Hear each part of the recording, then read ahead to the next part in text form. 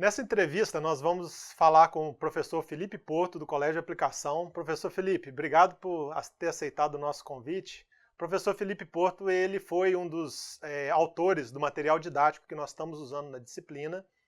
E eu gostaria, para começar essa entrevista, te perguntar, Felipe, fala um pouco do seu histórico em docência.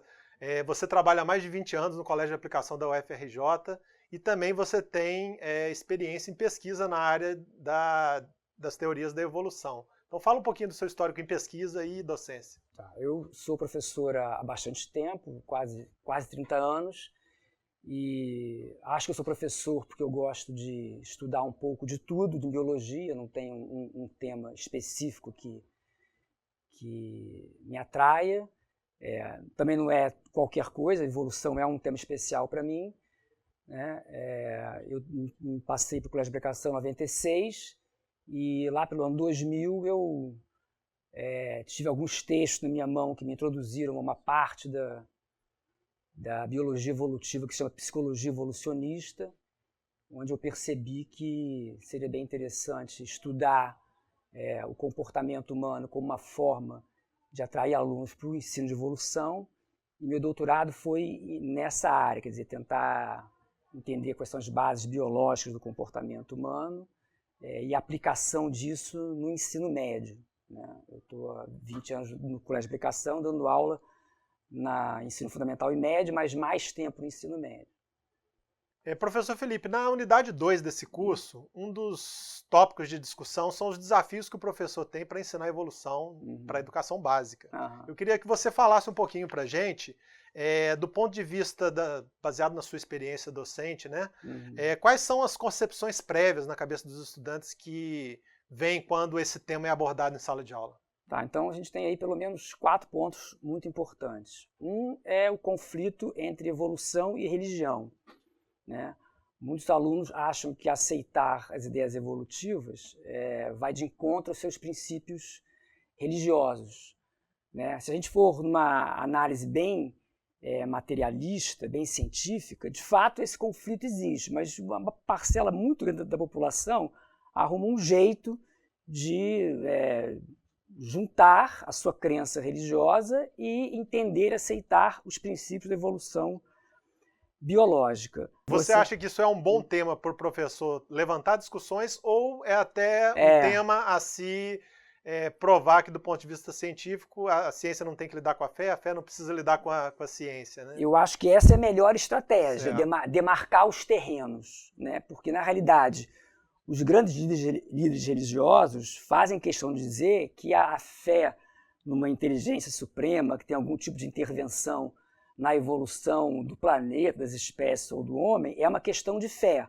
né? E a ciência lida com evidências materiais. Então, se você conseguir traçar uma estratégia de botar a ciência dando conta de evidências materiais e a religião dando conta das preocupações espirituais, fica mais fácil. Eu costumo usar uma frase do Galileu, que é razoavelmente famosa, que a ciência diz como é o céu e que a religião leva as pessoas ao céu, né? Então, se a gente conseguir estabelecer que cada macaco está no seu galho, né, fica mais fácil de driblar, por exemplo, essa resistência. E sempre dando a liberdade, eu acho, isso eu explicito claramente para todos, que cada um vai ter a liberdade de elaborar a arquitetura conceitual que ela vai querer ter, que ela vai, né, o quanto de religião e ciência ela vai botar na cabeça dela, como é que ela vai organizar isso aí. Mas para poder fazer isso, ela tem que entender o que é evolução biológica. Porque uma coisa é aceitar, outra coisa é entender. Entender é você conhecer as evidências que levaram os pesquisadores a entenderem que a evolução biológica é quase um consenso hoje em dia. Outra coisa é você aceitar isso como um princípio de visão de mundo seu, né? Então, acho que a tarefa da gente, principalmente, é de mostrar para ele os consensos da comunidade científica em relação a essa questão da evolução biológica. Certo. Se ele vai aceitar ou não, é uma questão de livre-arbítrio dele, que ele vai botar isso junto lá com os conceitos que ele tem de religião, vai organizar da maneira que ele quer. Ele é livre para isso, né? Cada um é livre para isso. Então, eu acho que essa é a melhor estratégia. Felipe, além desse ponto, quais são os outros 3 pontos que você citou para a gente? Então, tem um que é bem atual, que é a questão do acaso, né? As pessoas, em geral, acham que a evolução biológica é meramente fruto do acaso. As espécies teriam mudado porque ao acaso elas se transformaram, né? Isso, na realidade, não se sustenta, porque a evolução biológica não tem nada a ver com acaso. A evolução biológica, por seleção natural, ela depende de duas condições básicas. Uma é a variação dentro da espécie, a variação entre os indivíduos. As diferenças que tem, por exemplo, numa ninhada de cachorros. Essas variações são hereditárias, uma boa parte delas. E a outra condição é a pressão seletiva. Uma condição do ambiente faz com que os indivíduos, alguns indivíduos se sobrevivam e se reproduzam melhor que os outros. Então, aqueles indivíduos que forem portadores de características que tiverem a melhor condição de sobreviver e reproduzir, vão passar essas características hereditárias para a geração seguinte. Isso é o oposto do acaso. Então, a variação intraespecífica ela surge por acaso. Mutação, recombinação e permutação. Mas a pressão seletiva ela vai selecionar. E seleção é o contrário do acaso. Então, juntar a evolução biológica com o acaso tem um erro. Na realidade, o acaso está simplesmente na geração da variação intraespecífica. Você acha que esse erro acontece com frequência na mente dos alunos quando justamente porque é muito fácil você falar do acaso. É fácil falar que foi ao acaso. As pessoas recorrem a explicações simples em vez de tentar elaborar o seu discurso com uma explicação mais complexa, com mais palavras. Você acha que os livros didáticos deixam isso claro? Os livros didáticos deixam o papel do acaso no seu lugar correto. Mas o que acontece é que muita gente o que aconteceu? Em 2009, comemorou-se 200 anos do nascimento de Darwin e 150 anos da publicação do Origem das Espécies.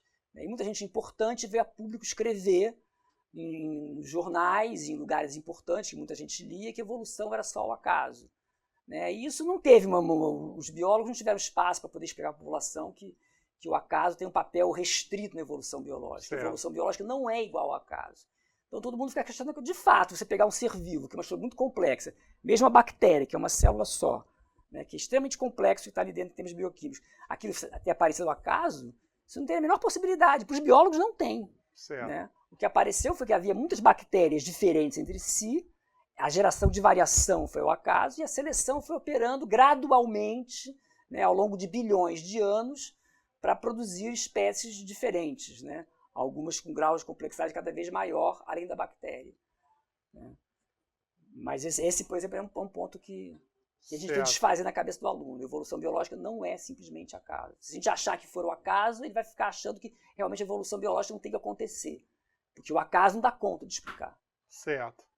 E quais seriam os outros dois aspectos? Os outros 2 pontos. O terceiro aspecto importante é que os alunos trazem ainda na sua cabeça uma teoria de evolução já superada, que é a da herança de características adquiridas pelo uso e pelo desuso. É uma teoria de herança e de evolução normalmente associada àquele cientista francês, o Lamarck, e que essa associação já é problemática porque o Lamarck, na realidade, não inventou essa história, isso já existia, era um pensamento dominante da época, ele apenas fez uso dessa teoria para explicar o quadro teórico de evolução dele, que é bem mais amplo que isso aí. Até o Darwin, porque não tinha na cabeça dele, na época, uma teoria de herança baseada no DNA dos gametas. Ele aceitou essa teoria, então ele juntava a teoria de evolução por seleção natural com a teoria de herança de características adquiridas pelo uso e pelo desuso ao mesmo tempo. Ele teve que se decidir sobre isso várias vezes. E como essa teoria de herança só foi superada nos anos 30 do século XX, as pessoas falam muito sobre isso e pensam dessa forma. Eu vou dar um exemplo. Todo mundo acha que o siso vai sumir no futuro da humanidade porque o siso é cada vez menos usado. Isso, dito dessa forma, é claramente uma aplicação dessa teoria de herança de características adquiridas pelo uso e pelo desuso. Na realidade, se o siso vai sumir ou não pela seleção natural, a gente teria que investigar se as pessoas estão se reproduzindo mais ou menos por terem mais ou menos sisos. E não há nenhuma indicação de que as pessoas estejam se reproduzindo mais ou menos por terem mais ou menos sisos. Então, o que a gente pode prever no futuro é que a variação de ter um siso, 2 sisos, 3 sisos, 4 sisos ou nenhum siso continuará existindo na população humana, porque não há nenhuma pressão seletiva favorecendo a sobrevivência e a reprodução de quem tem siso.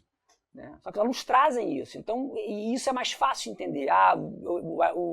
Aquele ser vivo ali vive naquele ambiente, aquele ambiente exige isso aqui, aquele comportamento dele, então ele vai, ao longo do tempo, valorizando esse comportamento e tendo uma estrutura que vai ser mais desenvolvida por causa disso. Isso é muito mais fácil de ser explicado pelo aluno do que uma teoria por seleção natural que pressupõe, como eu já falei, em variação intraespecífica e em impressão seletiva.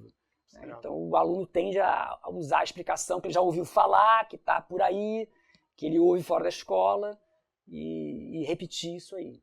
O quarto ponto seria quase que uma decorrência de tudo que eu já falei. Na realidade, como há explicações muito mais fáceis do que a teoria de evolução por seleção natural, primeiro assim, não, evolução não existe porque eu não aceito isso, tá certo? Porque meus princípios religiosos não me permitem. Né? Esse seria um primeiro ponto. Segundo, isso tudo é o acaso.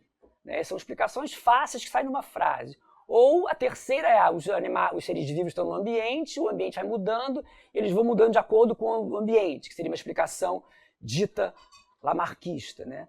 Tudo isso é muito mais fácil de falar do que dizer que para evoluir tem que ter variação, que os recursos estão limitados, que pode haver uma competição, então que o ambiente vai ter uma condição que favorece a reprodução e a sobrevivência de alguns indivíduos, e esses vão se reproduzir e passar essas características que eles têm, diferente dos outros, para a geração seguinte, e por isso que as gerações seguintes vão mudando. Isso exige muito mais palavras e muito mais elaboração. Então o aluno tende a resistir a tudo isso. Ele até pode, num contexto de prova que ele estudou, te dar a resposta certa, mas se ele for em casa, né, e conversar com o pai dele ou a mãe dele, ele pode traduzir isso em pouquíssimas palavras, num discurso truncado, e é isso que se propaga pelas pessoas, tá certo? Porque as pessoas conversam para além da escola e as ideias se propagam muito além da escola. Não tem o monopólio, né, da dispersão das ideias, tá certo? Eu diria, cada vez menos. Né? Então, como elas vão usar poucas palavras para expressar ideias, né, imprecisas, isso pode ficar mais fácil que ter que falar muitas coisas mais complexas para expressar ideias mais precisas. Certo. A conclusão e que eu o que você recomenda é que o professor realmente se aprofunde um pouco mais nesses aspectos para conseguir trazer isso dentro da sala de aula. Quanto mais exemplos ele usar, quanto mais contextos de ensino de biologia ele puder se remeter à evolução, mais ele vai falar sobre isso e ele vai ter mais oportunidades do aluno assimilar essas ideias de maneira correta. É meio que água mole em pedra dura, tanto bate até que fura. Não adianta a gente falar de evolução num certo momento de um mês durante 3 anos, que, né, no livro didático a evolução é apresentado como uma unidade, em geral do último volume, que é dado no 3º ano do ensino médio, quando o cara está preparado para o vestibular, aí o cara fala daquilo ali, e sendo que ele não falou disso o ano todo. Então o ideal é que ele possa falar disso várias vezes. Né?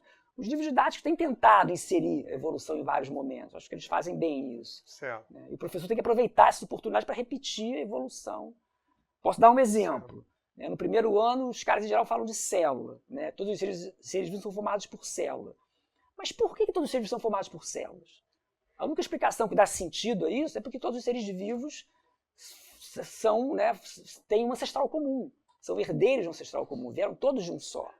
Né? E isso não é uma obrigatoriedade. Na realidade, a vida pode ter surgido mais vezes.